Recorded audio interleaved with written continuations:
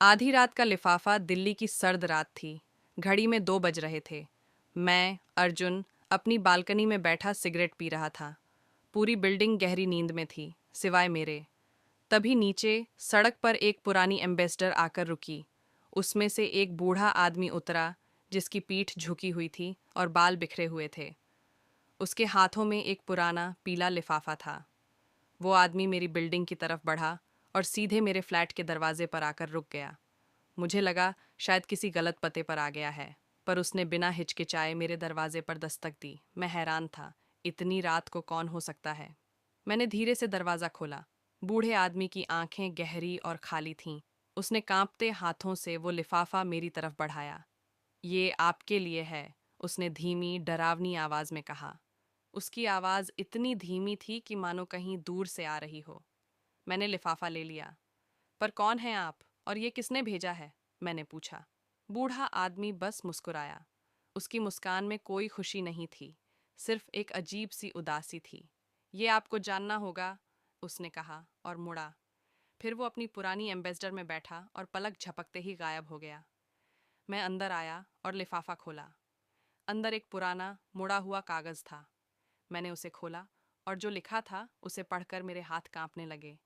कागज़ पर लिखा था, अर्जुन, तुम बहुत अकेले हो, हमें पता है, और अब हम आ रहे हैं।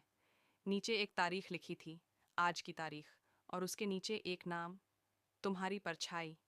मेरे रोंगटे खड़े हो गए। ये क्या था? मुझे लगा कोई मजाक कर रहा है, पर इतनी रात को? और तुम्हारी परछाई का क्या मतलब था? मैंने इधर उधर देखा। कमरा शांत था। मैंने खुद को समझाया कि ये बस कोई शरारत है। पर तभी मुझे लगा कि मेरे पीछे कोई खड़ा है। एक ठंडी हवा मेरे गले से गुजरी। मैंने धीरे से पीछे मुड़कर देखा। वहाँ कोई नहीं था। पर मेरे बेडरूम के दरवाजे पर एक काली परछाई धीरे धीरे बड़ी हो रही थी। वो किसी इंसान की परछाई नहीं थी। उसकी शक्ल बदल रही थी, कभी लंबी, कभी चौड़ी, जैसे कोई धुंध हो। मेरे दिल की धड़कनें तेज हो गईं। मैंने टॉर्च जलाई और परछाई पर डाली। परछाई और तेजी से फैलने लगी, कमरे की दीवारों को ढकने लगी।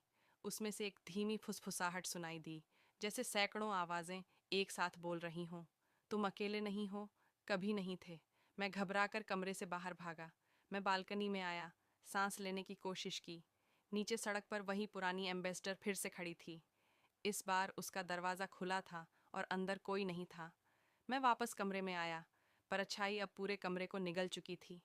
मेरे कमरे में बस एक काली धुंध थी। मुझे लगा मेरा दम घुट रहा है।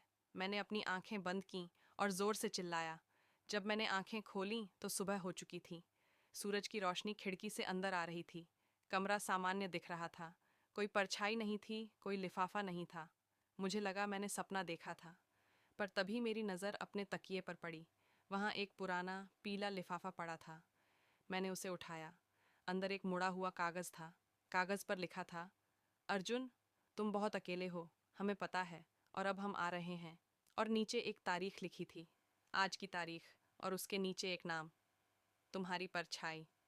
आज भी जब रात होती है, मैं उस बूढ़े आदमी और उस लिफाफे के बारे में सोचता हूँ, और मुझे लगता है कि मैं अकेला नहीं हूँ। मेरी परछाई, शायद वो मुझसे ज़्यादा जानती है।